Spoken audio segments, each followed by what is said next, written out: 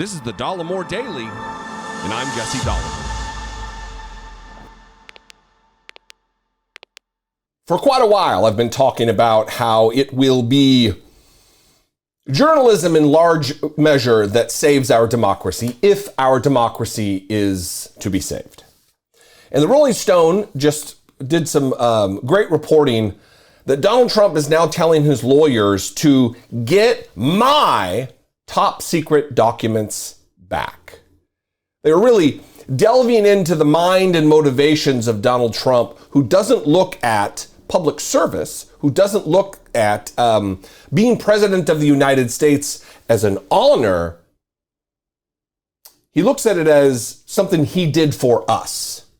And the classified documents that he had with him at Mar-a-Lago illegally, in violation, purportedly, possibly, of the Espionage Act, that he did that totally properly because they were his documents.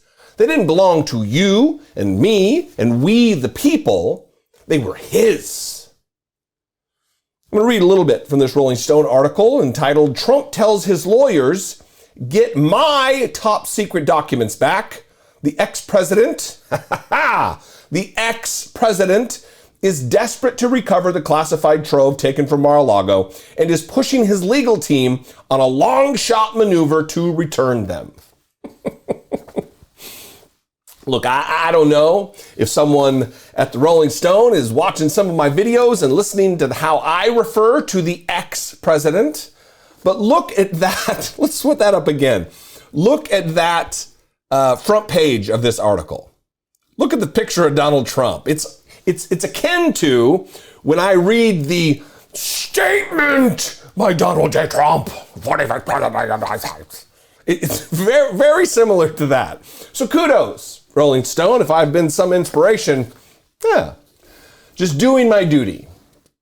Reading from this article, in the weeks after the FBI's Mar-a-Lago raid, former president, they blew it. They immediately go back to former. Ex-President Donald Trump repeatedly made a simple sounding but extraordinary ask. He wanted his lawyers to get my documents back from federal law enforcement. Trump wasn't merely referring to the alleged trove of attorney-client material that he insists was scooped up by the feds during the raid. Two people familiar with the matter tell Rolling Stone. The ex-president, why are you going back and forth between ex and former, Rolling Stone? Are you just not comfortable enough just going with ex? And for those of you, by the way, I get this question all the time. What's the difference between ex and former?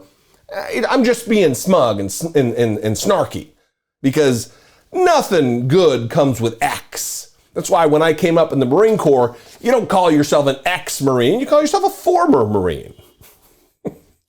Ex-wife, ex-con, ex-husband, it's ex-boyfriend, ex denotes some level of negativity.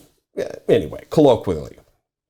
The ex-president has been demanding that his team find a way to recover all of the official documents that Trump has long referred to as mine, including the highly sensitive and top secret ones.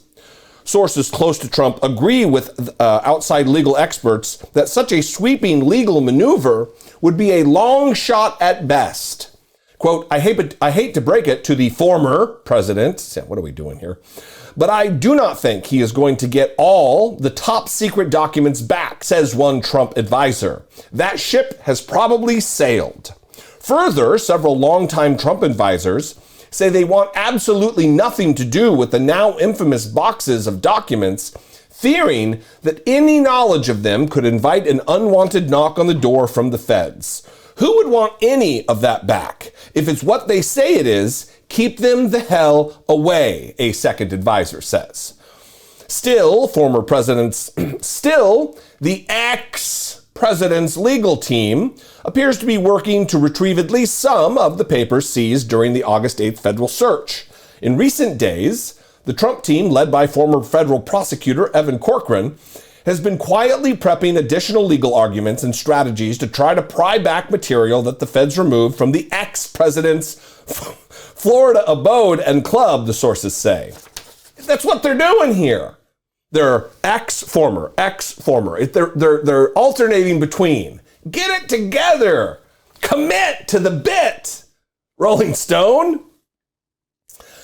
The measure includes drafting a so-called Rule 41G motion, which allows a person aggrieved by an unlawful search and seizure of property to move for the property's return according to the federal rules of criminal procedure.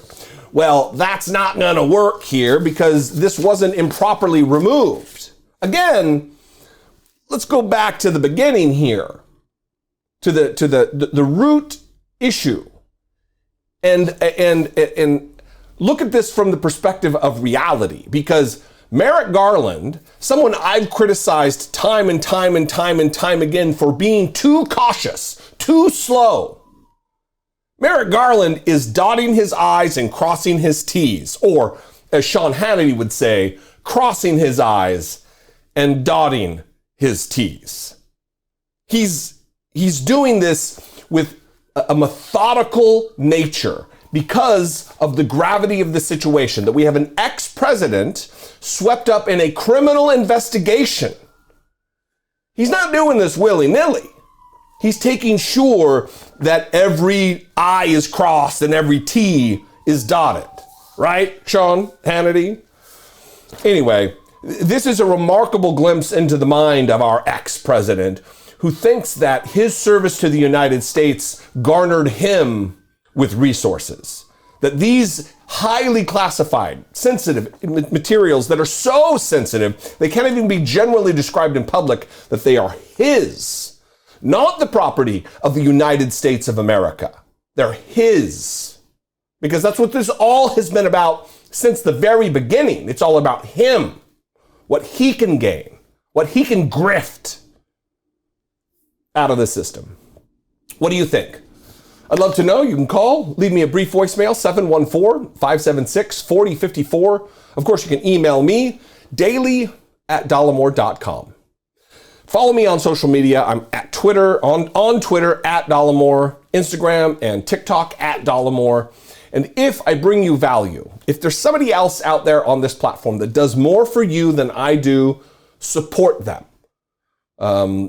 Right now, especially right now, independent news and analysis and commentary, the way that I do it and others, are very important, I believe. That's not just me toot my horn or speaking out of turn. I really truly believe we play a role in what is taking place in our society and our government and saving our democracy. Talking about things that corporate media often doesn't have time to get to, even though they're a 24/7 operation that is well funded. Anyway, if I am that person for you, please consider supporting my work. You can click the join button below, become a channel member for $1.99 a month, or you can click on over to patreon.com/IDoubtItPodcast. I'll see you next time. I appreciate you guys very much. Be genuine. Take care of one another.